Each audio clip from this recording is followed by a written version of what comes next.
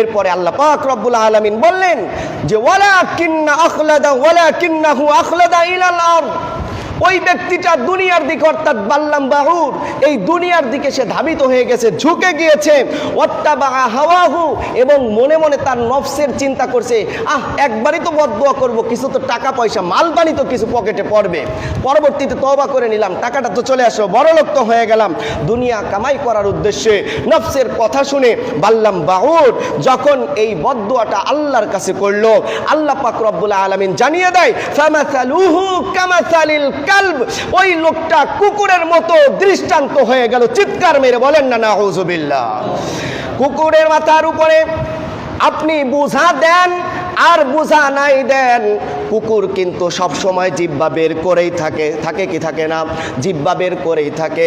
আপনি যদি বোঝা দেন তাহলে একটু বেশি বের করে থাকে, বোঝা না দিলেও কিন্তু কখনো কখনো কুকুর বের করে থাকে।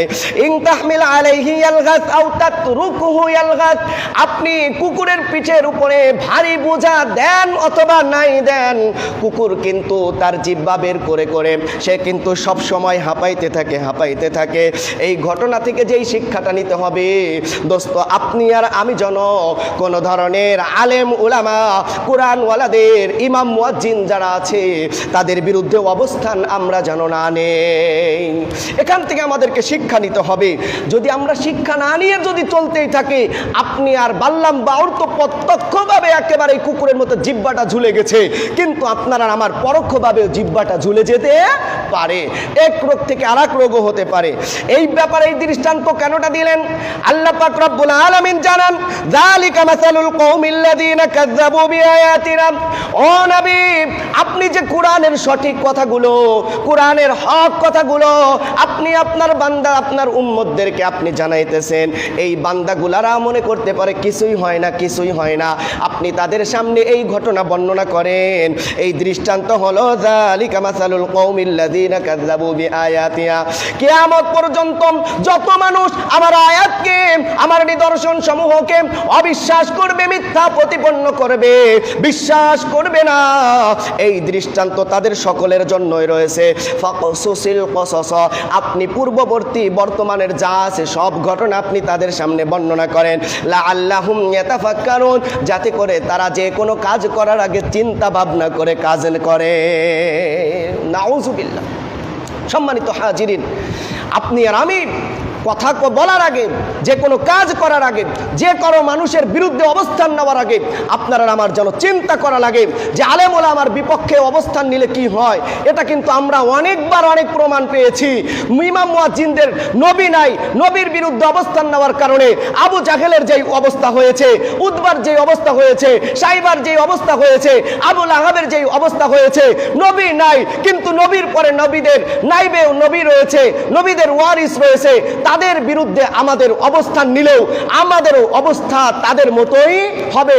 এজন্য আপনাদের সবার কাছে আমার উদারত আহ্বান থাকবে, কিছু করতে পারি আর না পারি, আমরা যেন আল্লাহর নবীর যারা ওয়ারিস রয়েছে তাদের বিপক্ষে অবস্থান না নেই। আল্লাহ পাক রব্বুল আলামিন আমাদেরকে তৌফিক দান করেন, সকলে বলেন আমিন। তাহলে এই যে বাল্লাম বাউর, তাকে আল্লাহ তাআলা হেদায়েত দান করেছেন, হেদায়েত দান করেছিলেন, নিজের পক্ষ থেকে অনেক নিদর্শন দান করেছিলেন। যা দোয়া করত তাই আল্লাহ পাক রব্বুল আলামিন কবুল করে নিতেন। এত কিছু দান করার পরেও ওই লোকটা দুনিয়ার সামান্য কয়েকটা টাকা পয়সা অর্জন করার জন্য তার ঈমানকে ছেড়ে দিয়েছে। সে ঈমানকে পিছে ফেলে অন্য ঈমান বিধ্বংসী কাজ করেছে। 2 নাম্বার কাজ হলো, রমজানের পরবর্তী সময়ে 2 নাম্বার করণীয় কাজ হলো, আমল হলো, আমরা যেন হেদায়েত পাওয়ার পরে, ঈমান পাওয়ার পরে হেদায়েতের বিরুদ্ধে, ইসলামের বিরুদ্ধে, কোরআনের বিরুদ্ধে কোনোভাবেই অবস্থান না নেই। এদিকে আমরা অবশ্যই খেয়াল রাখবো। আল্লাহ তৌফিক দান করেন, সকলে বলেন আমিন। রমজানের পরবর্তী 3 নাম্বার কাজ হলো শয়তান থেকে সতর্ক থাকা। কিসের থেকে? একটু কথা বলেন। শয়তান থেকে সতর্ক থাকা, সাবধান থাকা।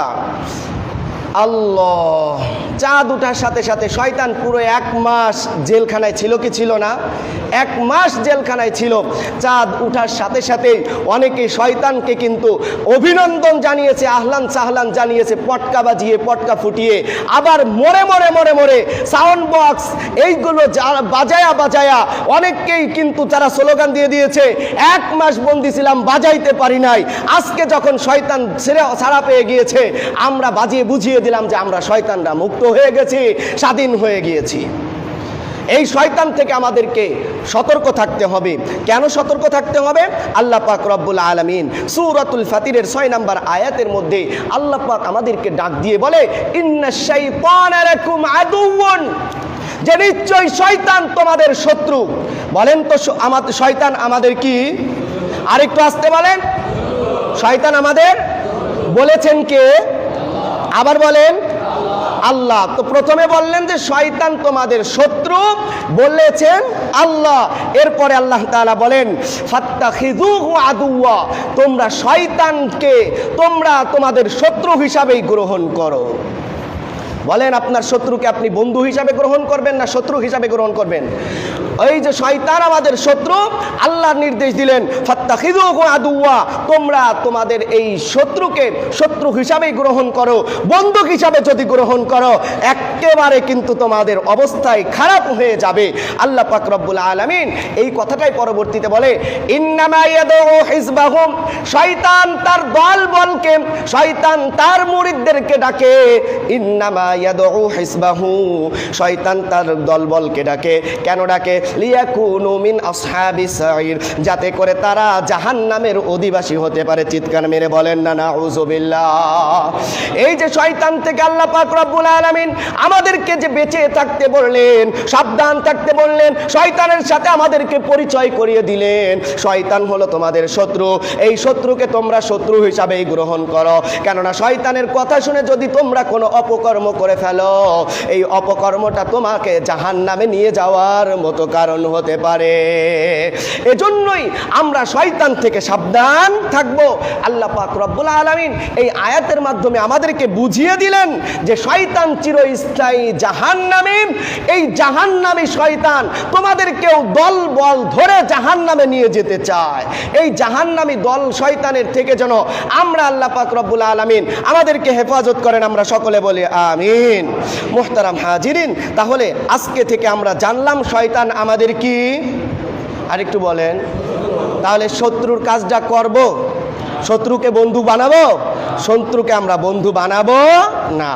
এর পরবর্তীতে একটা আয়াতের মধ্যে আল্লাহ পাক সূরাতুল আরাফের 27-28 নম্বর আয়াতের মধ্যে আল্লাহ বলছেন যে তোমরা শয়তানকে শত্রু হিসাবে গ্রহণ করবা। কেন? তার কারণ হলো এই শয়তান যেন তোমাদেরকে ধোঁকা দিয়ে প্রতারিত না করতে পারে। এই শয়তান যেন তোমাদেরকে প্রতারিত করতে না পারে, যেমনি ভাবে তোমাদের বাবা আদম এবং তোমাদের মা হাওয়াকে জান্নাতের মধ্যে ধোঁকা দিয়ে প্রতারিত করেছিল। এরকম ভাবে তোমাদেরকে পরিচয় করিয়ে দিলাম যাতে করে তোমরা এই পরিচয় পাইয়া, আদম আর হাওয়া তো এর পরিচয় জানতো না, এই পরিচয় থেকে যেন তোমরা পরিচয় পাইয়া এই শয়তানের ফিতনায় যেন তোমরা জর্জরিত না হয়ে যাও, শয়তানের ধোঁকায় যেন তোমরা ধোঁকায় পড়ে না যাও। এজন্য তোমাদেরকে আগে থেকেই সতর্ক করছি, ইয়া বানি আদম লা ইয়াফতিনান্নাকুমুশ শাইতান, শয়তান যেন তোমাদেরকে ফিতনার মধ্যে ফেলতে না পারে, ধোঁকার মধ্যে না ফেলতে পারে, প্রতারণার মধ্যে ফেলতে না পারে। কামা আখরাজা আবাওয়াইকুম মিনাল জান্নাহ, যেরকম ভাবে তোমাদের বাবা তোমাদের মা তাদেরকে জান্নাত থেকে ধোঁকা দিয়ে শয়তান বের করে নিয়ে এসেছিল, তোমাদেরকেও যেন এরকম ভাবে শয়তানে প্রতারণা করে ধোঁকা দিয়ে তোমাদেরকেও যেন জান্নাত থেকে বের করে না নিয়ে আসতে পারে। এদিকে খেয়াল করতে আল্লাহ পাক রব্বুল আলামিন বলেছেন ইয়ানজাউ আনহুমা লিবাসাহুমা, শুধু কি এতটুকুই না, যখন আদম এবং হাওয়া জান্নাত থেকে বের হয়ে চলে আসতেছিল তখন শয়তান তাদের কাপড় টেনে ধরেছিল, কাপড় ধরেছিল, কাপড় ধরে টানাটানি করতেছিল। বর্তমান জামানায়ও কিছু কিছু শয়তান আছে মেয়েদের কাপড় দইরা আবার পুরুষেরও লুঙ্গি দইরা টানাটানি করে, আছে না নাই? ওরাই শয়তানের চেলাপালা এই জামানায়। দোস্ত খেয়াল করতে হবে, আমাদের জান্নাত থেকে বের করেছিল আমাদের শয়তান, আমাদেরকে আবার আমাদের মা বাবার কাপড় ধরে টান দিয়েছিল লিউরিয়াহুমা সাওআতিহিমা, যাতে করে তারা দুজন দুজনার অথবা শয়তানে তারা যেন তাদের লজ্জা স্থান দেখতে পারে। এই জন্য শয়তান এই প্রচারণা করেছিল। এজন্য আমাদেরকে শয়তান থেকে সাবধান থাকার দরকার আছে না নাই? মোহতারাম হাজিরিন, এজন্য খুব খেয়াল করতে হবে আমরা যেন শয়তানের কাছ থেকে বিরত থাকতে পারি, শয়তানি থেকে আমরা যেন বিরত থাকতে পারি। তার কারণ শয়তানি যদি আমরা করি, শয়তান আমাদেরকে জান্নাতে নিবে নাকি জাহান্নামে নিবে? জান্নাতে নাকি জাহান্নামে? আমাদের সাথে কিন্তু আল্লাহর সাথে কিন্তু ওই যে যেদিন শয়তানকে জান্নাত থেকে বের করে দিল, সেই দিন কিন্তু আল্লাহর কাছে টার্গেট নিয়েই আসছে, আমারে জান্নাত থেকে বের করে দিছো যেই আদমের কারণে, আমি দেখবো আদম আর আদমের সন্তানটা কিভাবে জান্নাতে আসে। আল্লাহর কাছে চ্যালেঞ্জ করে আসছে কি আসে নাই? আপনি যদি আল্লাহর ওই চ্যালেঞ্জটাকে আপনার যদি মনে থাকে, এখন বলেন তো, আল্লাহও কিন্তু বলছে যা তোর যা মনে চায় তাই কর, আমি আমার বান্দাকে মাফ করে দিব, তাই না? এজন্য আমাদেরকে কি করতে হবে? শয়তানের কথা শুনবো নাকি আল্লাহর কথা শুনবো? আল্লাহর কথা শুনবো। আল্লাহ পাক রব্বুল আলামিন আমাদেরকে এই প্রথমত যেই তিনটা আমলের কথা বললাম, এক নম্বরে ওই মহিলার আমরা আমাদের আমলকে সুন্দর করে ধরে রাখবো, যে আমল নষ্ট যেন না হয় এদিকে আমরা খেয়াল রাখবো। দুই নম্বরে আমরা হেদায়েত পাওয়ার পরে, ঈমান পাওয়ার পরে যেন আমরা হেদায়েতের বিপরীতে কখনোই কুফরকে, কখনোই আযাবকে যেন আমরা প্রাধান্য না দেই, দুনিয়াকে প্রাধান্য না দেই, আল্লাহ এবং আল্লাহর রাসূল ইসলাম এবং ঈমানকে যেন প্রাধান্য দেই, এদিকে খেয়াল রাখবো। তিন নাম্বার, শয়তানের ধোঁকা থেকে, এক কথায় শয়তান থেকে আমরা সব সময় সতর্ক এবং সাবধানে থাকব। আল্লাহ পাক রব্বুল আলামিন আমাদেরকে তৌফিক দান করেন। ওয়া আখির দাওয়ানা আনিল হামদুলিল্লাহি রাব্বিল আলামিন।